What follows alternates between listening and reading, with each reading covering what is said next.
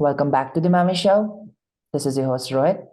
Today we have Joe, the founder of Fortrove Partners and stock compensation planner. Thank you, Joe, for getting into the show. Thank you for having me. I'm looking forward to chatting with you. Awesome. Do you know that your name is also rhyming? A little bit, yeah. Yeah, not a little bit, it's completely Joe, and welcome back to the show. Awesome. Awesome. Would you just like to give a quick intro about yourself to the audience, like how you got started with your journey of business and this stock compensation planning as well? Yeah, it all started back growing up in a small town in Pennsylvania, where I grew up. Um, Picture your one traffic light kind of town. My mom was a school teacher. My father was a car mechanic. And I learned some really good values from both of them about working hard, being diligent, and always being accountable. And I've translated that into my career over my life. Went to school, studied finance. I had many jobs in finance, investment banking, private equity, hedge fund. And I came to work in financial planning because one, along the way, I'd get so many questions from people about what they should do or the kind of help they needed. And I really enjoy helping others, especially within the financial realm, because I'm very well qualified. Along the way, I got my CFA charter. I also have my CFP certificate. So I really enjoy helping people do their financial planning. And what financial planning is sure, it involves money, but it's more than that. It's saying, okay, here's my life now, and here's where I want to go. Mm, And where you want to go, it could be anything. It could be leaving as much money as you want to your grandkids. It could be having the option to never work again. It yeah. could be living in the south of France. So it's all very exciting stuff. So whatever that want for someone out there listening is, that's what I help people do. I get it. Cool. So explain like little bit, like what financial planning actually means to someone, like financial planning can be for future, for some short term as well, it can be for long term as well, it can be for the business as well, it can be personal as well. So how should someone consider the same? Mhm. Yeah, so you're right. It could be for personal or for businesses, Yeah, but I focus on people, I get it. and it could be short term. It could be next month, all the way up to someone retiring, which for if someone's very young, that could be 40 years into the future. And it's also everything in between. So essentially what the planning, quote unquote planning part is really the steps that the person needs help taking to get to where they want to go. So maybe they want to buy a home, or they want to send their kid to college, or there's any other sort of financial goal that someone has. I really help them understand where they are and the steps. I help guide them to take the steps that they need to take to get to where they want to go. I get it. I get it. Cool. Awesome. So you talk about the stock options, so explain something about the stock options if someone don't know. Well, in the US market, there's two types of stock options, and one is tax advantage, the other is not. And there's all sorts of legal and tax Yeah. implications around these things. So we won't get too much into the nitty gritty. But essentially, what the options do is that they provide a way for people who work at the company, a way for them to get get some wealth, increase their financial stability. And it's done in a way because a lot of times these companies start off very small, Hmm. and the companies can't pay a lot of salary to the employees. So they give them a piece of the company in the form of Yeah. an option. And then it's up to the employee to essentially, if they want to take advantage of of that option. So let's replace the word option with choice. So they have the choice to essentially buy the option at a lower price. Let's say they could buy it for $1. And if the company's worth $20, then they make the $19 difference multiplied by how many options that they own. So it could be a very lucrative experience for many people. And it's a way for people who are risk seeking, people who are joining small, risky type companies, that in the end, there will be a payoff for them. I get it. Cool.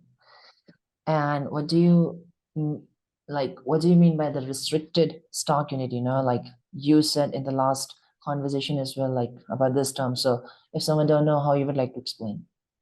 Yeah. So the options are more geared towards smaller startup companies. They do exist at publicly traded companies as well, but an RSU, a restricted stock unit, is a unit that is more familiar, more presence at publicly traded companies. And what that is, it's shares of stock that people are paid. So let's say someone gets paid $100,000 for their salary, maybe 20,000 of that is RSUs, and the 80,000 is cash.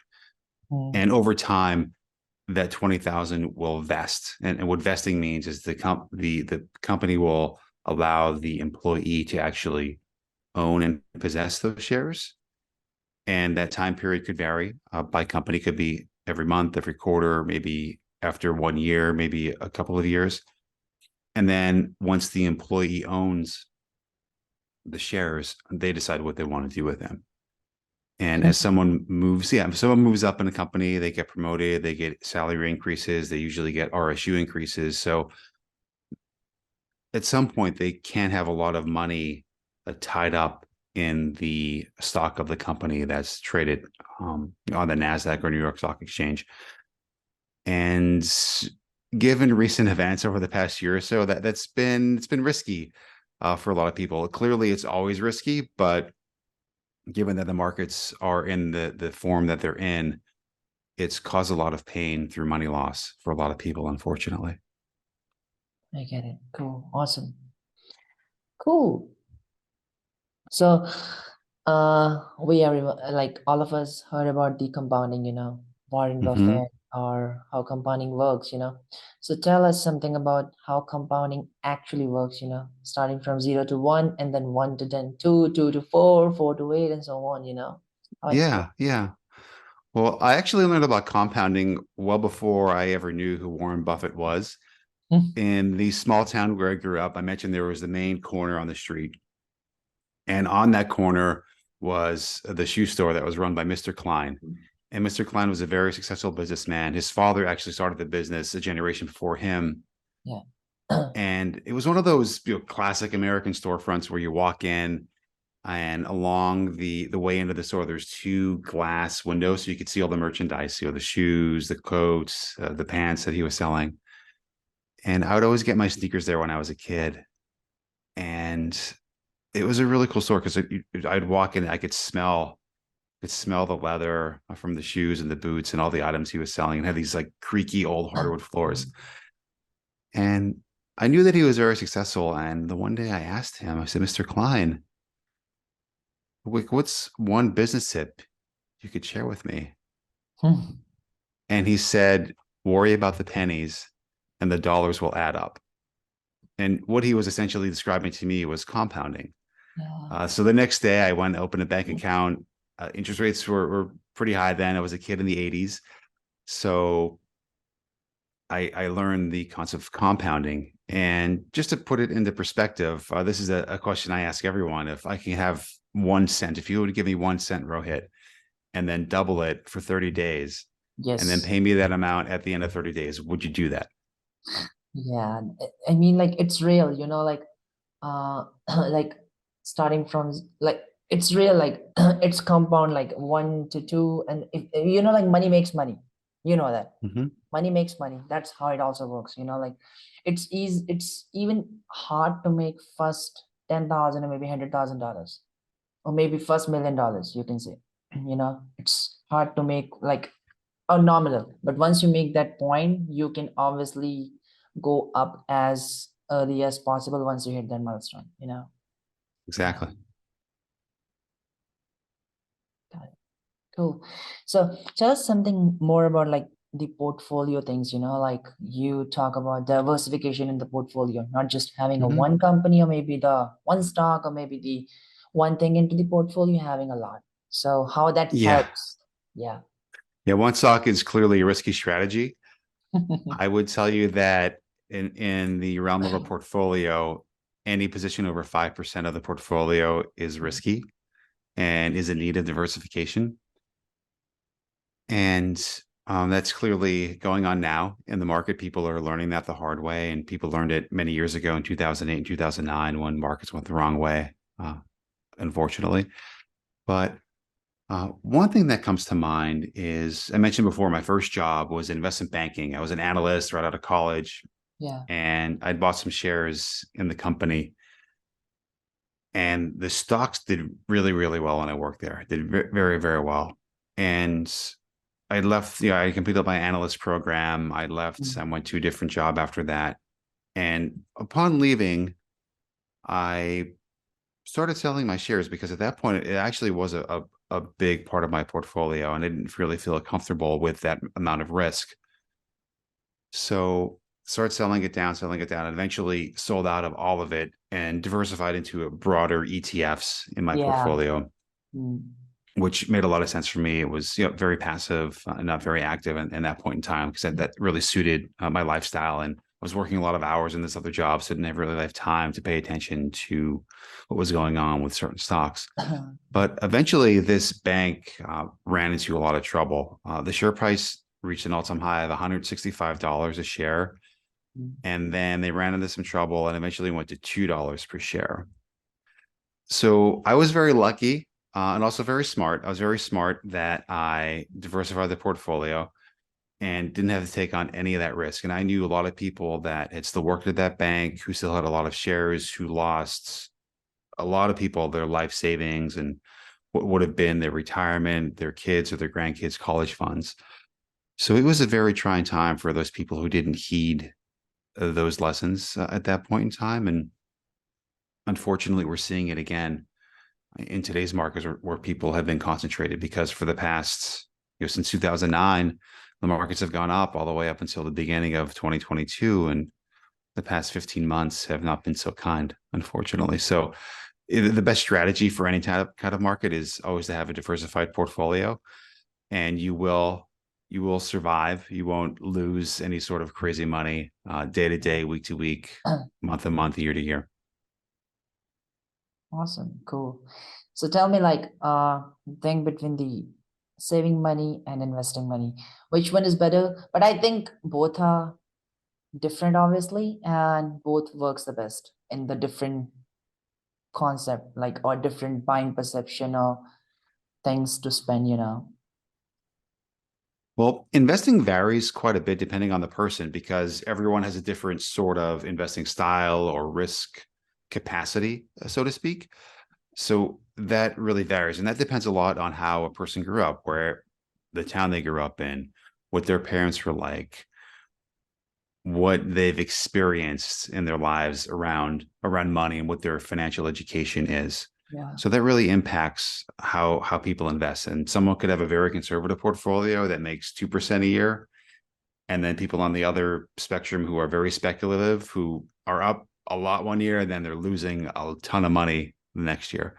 So the investing varies quite a bit, but I would say on the saving end is very universal. It's very straightforward. And I think it's a lot easier for people to understand that because if someone's saving 15%, 20% of their annual income, they will have enough money saved for what they want to do as they go Yeah. through life. And having that mechanism in place is a way to save that money, so it's automatic. So having auto deduction set up from your checking account every month to go into savings and some into investing. So over time, keep on saving, keep on saving, keep on saving, and the person is putting that away all the time, every week, every month, every pay period, and that too compounds.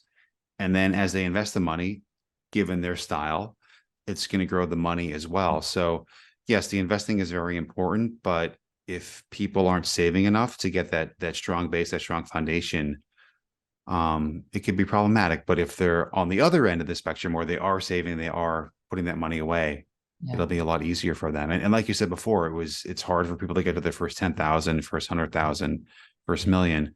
And a lot of that comes through savings. And once that baseline is established, then the investing and the compounding really take over and make it so much easier. Yeah. Yeah. It's like money brings money. That's it. Exactly. Yeah. Cool. Awesome, Joe. Any best advice do you have for anyone who is looking to invest money, or what the best, if they have some money, where should they go? Because everyone does not have a lot of money. Yeah, that's a hard question to answer, given that everyone is different with Yeah, their feel around money. yeah, So I really can't answer that for the audience. But going back to our previous point, I would say that saving yeah. is very important to save, and for people to invest with what they're comfortable with, where Mm, they're not worried, or they're not nervous about it. If they're having churning in their stomach when they're thinking about a certain kind of investment, mm. probably not the right investment for them. So they should stay where they feel comfortable and they feel safe with where their money is going. But yeah, the number one point is to save, and to save smartly and methodically and in a repeated way, so life becomes easier in a financial sense for these people. I get it. Awesome. Awesome, Joe. Well, thank you so much for getting into the show, sharing all your insights about saving the money, investing money, and financial planning. So, yeah, thank you so much for being in. Well, thank you so much. I really appreciate your time, and talk to you soon.